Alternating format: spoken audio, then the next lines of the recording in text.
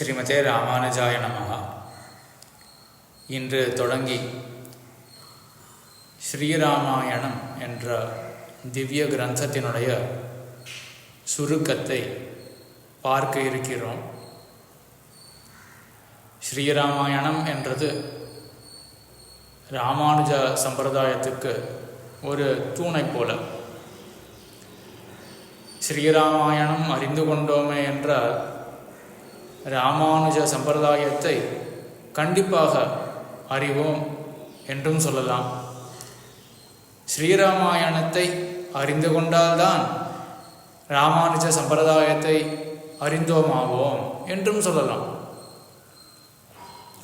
எம்பெருமானார் இந்த ஸ்ரீராமாயணத்தை காலக்ஷேபம் செய்வதற்காகத்தான் ஒரு வருஷ காலம் திருமலையினுடைய அடிவாரத்தில் எழுந்தருளியிருந்தார். தினந்தோறும் பெரிய திருமலை நம்பிகள் மேலிருந்து கீழே வந்து எம்பெருமானாருக்கு ஸ்ரீராமாயண அர்த்தங்களை அருளி செய்து போந்தார் என்று கேள்விப்படுறோம். இங்கே தான் ஆச்சாரியர்கள்லாம் கேட்டுக்கொள்வார்கள், ஸ்ரீராமாயணத்தில் அப்படி என்ன இருக்குது? சம்ஸ்கிருதம் மிகவும் எளிமையான சம்ஸ்கிருதம், எம்பெருமானாருக்கு தெரியாத சம்ஸ்கிருதமா? எதற்காக ஒரு வருஷ காலம் இந்த கிரந்தத்தை வாசிக்க வேண்டும் என்றால், இந்த சம்பிரதாயத்தினுடைய அர்த்தங்கள் எல்லாம் இந்த கிரந்தத்திலே பொதிந்து கிடக்கின்றன. அப்படிப்பட்ட அர்த்த விசேஷங்களை அறிவதற்காகத்தான் ஒரு வருஷ காலம் எம்பெருமானார் ஸ்ரீராமாயண காலக்ஷேபத்தை செய்தருளினார், கேட்டருளினார். அதே போல கிருமிகண்ட சோழன் என்ற அந்த ராஜா, அவனுடைய மகன் சொன்ன வார்த்தை, என்னுடைய தகப்பன் வைணவ ஆலயங்களை இடித்துவிட்டால் ஸ்ரீ வைஷ்ணவம் ஒழிந்துவிடும் என்ற நினைவை கொண்டிருந்தான். ஆனால் அந்த நினைவானது தவறு. ஏனால் வெறும் வைணவ ஆலயங்கள் இருப்பதனால் இந்த வைணவ கொள்கைகள் இருக்கிறது என்றது கிடையாது. அது பிரமேயம், அவ்வளவுதான். வைணவ ஆலயங்கள், அதில் எழுந்தருளி இருக்கும் எம்பெருமான் பிரமேயம்.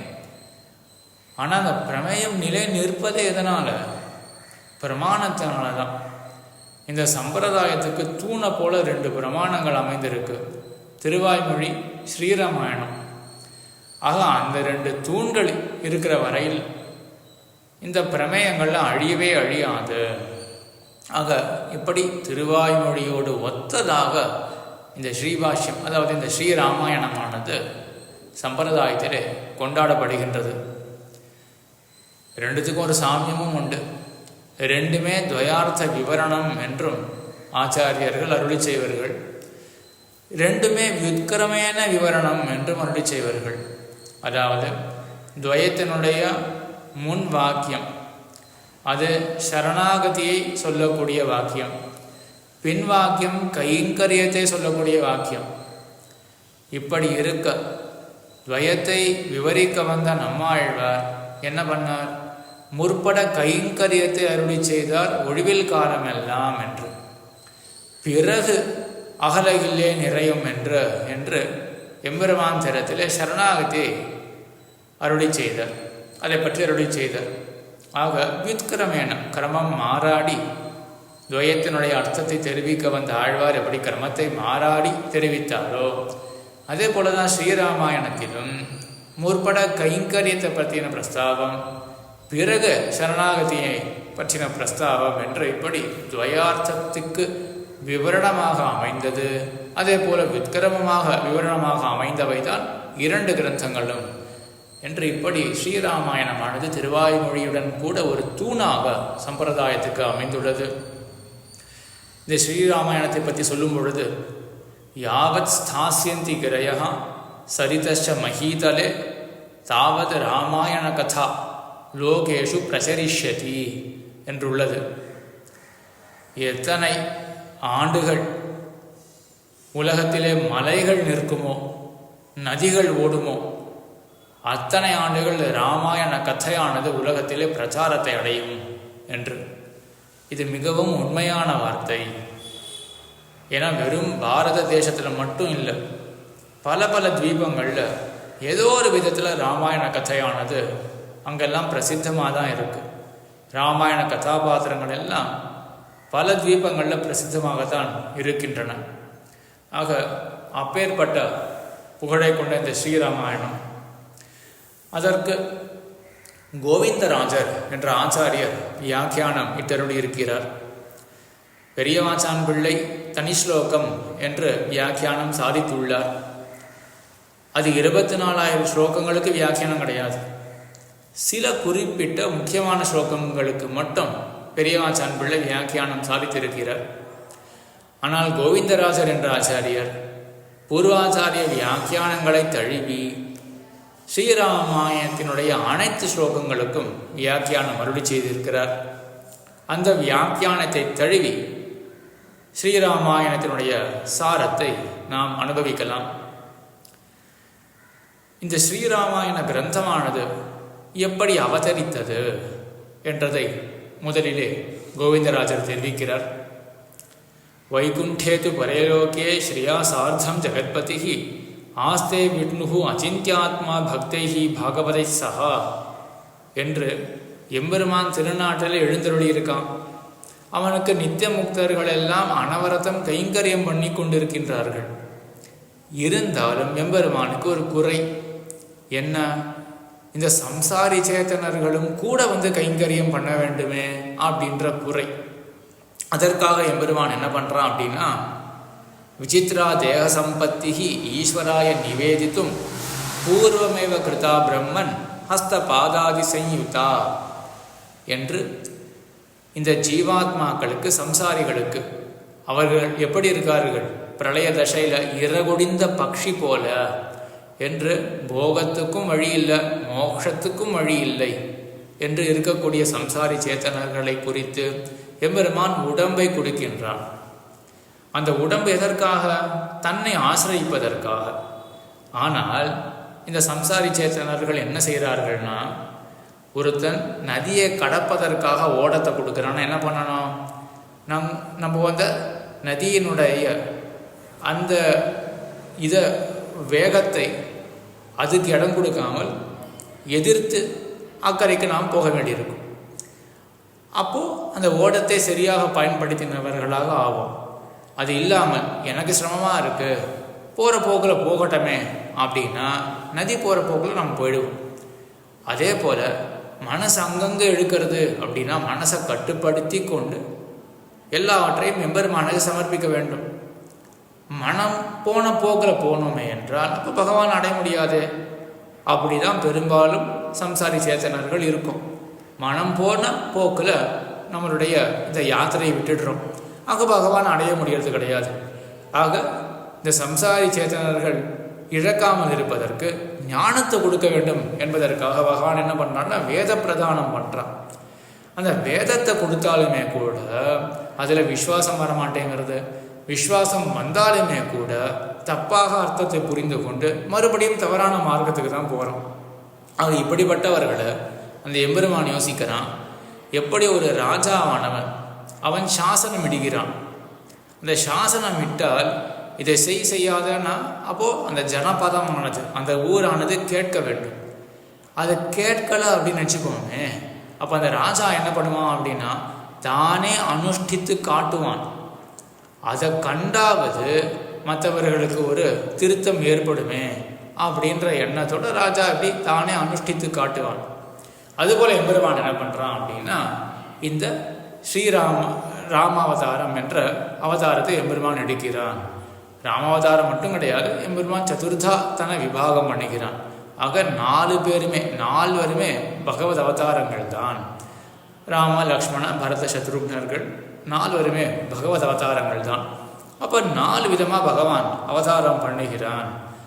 சரி, எதற்காக 4 விதமாக பகவான் அவதாரம் பண்ணணும் அப்படின்னா 4 அர்த்தங்கள் வேதத்தில் காட்டப்பட்ட அர்த்தங்களை லோகத்தவர்கள் அறியாமல் அனுஷ்டியாமல் இருக்கிறபடியினால தானே பகவான் அவதாரம் பண்ணுறான்.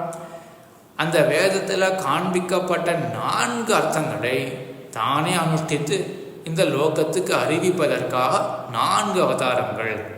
அதில் ராமபிரானாக பகவான் அவதரிக்கிறானே, அதுக்கு என்ன பயன் என்றால் பிதுர்வச்சன பரிபாலனம் போன்ற சாமானிய தர்மங்கள்.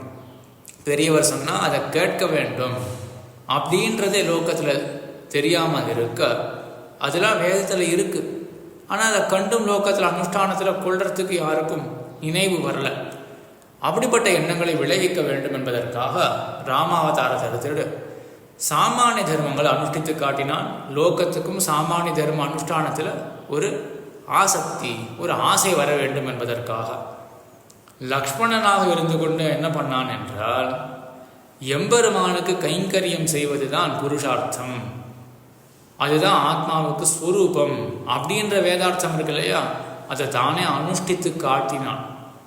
பிறகு பரதனாக இருந்து என்ன பண்ணான், பரதனாக இருந்து கொண்டு பகவத் பாரதந்திரியம் என்றது தான் வேதாந்தத்தில் சொல்லப்பட்ட ஸ்வரூபம். ஆக நான் எம்பெருமானுக்கு கைங்கரியம் பண்ணுறேன் அப்படின்றது இருக்கட்டும், எம்பெருமான் திருவுளத்துக்கு சேர நான் இருக்க வேண்டும் அப்படின்ற அந்த உயர்ந்த நிலை, அது வேதத்தில் சொல்லப்பட்டாலும் வேதாந்தத்தில் சொல்லப்பட்டாலும் வேதாந்த சாரத்தில் சொல்லப்பட்டாலும் மனசுக்கு அது ஏற்பாக இல்லையே. ஆகையினால பரதனாக இருந்து கொண்டு தானே அனுஷ்டித்து காட்டினான். சத்ருக்னனாக இருந்து கொண்டு அனுஷ்டித்ததுதான் மிகவும் அருமையானது. வேதாந்தத்தில் இருந்தாலும் வேதாந்த சாரத்தில் இருந்தாலும் அது யாருக்குமே கிடைத்தற்கு அரிதானது. என்னது என்றால் பாகவத கைங்கரியம். ஆக பக்தர்களுக்கு பாகவதர்களுக்கு சேஷமாக இருக்க வேண்டும் அப்படின்ற அந்த உயர்ந்த வேதாந்த கருத்தை தானே அனுஷ்டித்து காட்டுகிறான் சத்ருகுண ஆழ்வானாக. ஆக இப்படி அனுஷ்டித்து போந்த அந்த செயல்களை அதையெல்லாம் அந்த காலத்தில் உள்ளவர்கள் உபஜீவனம் செய்திருப்பார்கள், அதை கொண்டு பயன் பெற்றிருப்பார்கள். பின்புள்ளவர்கள் இழக்க வேண்டியிருக்குமே, அதற்காக பிதாமகர் பிரம்மா என்ன பண்ணார் அப்படின்னா, இதையெல்லாம் ஒரு கிரந்தத்தில் ஏடுபடுத்தினார். அந்த கிரந்தம் எப்படிப்பட்டது அப்படின்னா 100 கோடி பிரவிஸ்தரமாக இருக்கு. அதாவது 100 கோடி ஸ்லோகங்களை கொண்டதாக அந்த கிரந்தமானது இருக்கு. அப்படிப்பட்ட கிரந்தம் இதெல்லாம் யாருக்கு புலப்படும்? இப்பேற்பட்ட ஒரு பெரிய கிரந்தம் யார் புத்திக்கு விஷயமாகும், யாரால் எட்ட முடியும் என்றால் தேவர்களால், பெரிய புத்திமான்களான தேவர்கள் இப்பேற்பட்ட பெரிய கிரந்தத்தையும் வாசிக்கக்கூடியவர்கள். ஆக பிரம்மா என்ன பண்ணார் அப்படின்னா, ராமபிரானுடைய இந்த சரித்திரத்தை எல்லாம் 100 கோடி ஸ்லோகங்கள் கொண்ட ஒரு கிரந்தத்தை அவர் ஏற்படுத்தினார். அப்படிப்பட்ட ஒரு ராமாயணம் அது தேவலோகத்தில் இருக்கு. அது என்ன பண்ணார் அப்படின்னா, நாரதர் போன்றவர்களுக்கு நான் அத்தியாபனம் பண்ணி வைத்தார், அவர்களுக்கு கற்றுக் கொடுத்தார். இப்படி இருக்க இந்த ராமச்சரித்திரமானது லோகத்திலும் நடையாட வேண்டும், என்றென்றைக்கும் நடையாட வேண்டும் என்ற ஒரு ஹிருதயத்தினால பிரம்மா என்ன பண்ணார் அப்படின்னா, நாரதரை அனுப்புகிறார், லோகத்துக்கு அனுப்புகிறார். யாரை குறித்து அனுப்புகிறார் என்றால் வால்மீகி என்ற மகரிஷியை குறித்து அனுப்புகிறார். அந்த வால்மீகியோ எப்படிப்பட்டவர் அப்படின்னா, ஏற்கவே ராமனிடத்தில் ஈடுபாடு கொண்டவர். ஆக ராமநாம அனுசந்தானத்தாலே காலத்தை போக்கக்கூடியவர். அப்படிப்பட்ட வால்மீகியை குறித்து பிரம்மா என்ன பண்ணுறார் அப்படின்னா, ராமாயணம் லோகத்திலும் பரவ வேண்டும் என்பதற்காக நாரதரை அனுப்புகிறார். இப்படிப்பட்ட வால்மீகி அவருக்கே ஒரு ஆசை இருக்கு. அவர் வேதாந்தத்தை முற்றிலும் கற்றுணர்ந்தவர். ஆனாலும் அந்த வேதாந்த நிர்தாரணம் பண்ண வேண்டும். சில இடத்துல சந்தேகங்கள் வரும், அதையெல்லாம் நிர்தாரணம் பண்ண வேண்டும், ஒரு நிச்சய புத்தியை பெற வேண்டும். அப்படின்றதுக்காக அவருக்கே ஒரு எண்ணம் இருந்தது, அந்த பரதத்துவம் என்னது தான், எப்படிப்பட்டது அந்த பரதத்துவம் அப்படின்றது நிர்ணயம் வேணுமே எனக்கு அப்படின்ற எண்ணத்தோடு இவர் இருக்கார் வால்மீகி. அப்பொழுது நாரதரானவர் அந்த வால்மீகியை குறித்து தானே வருகிறார்.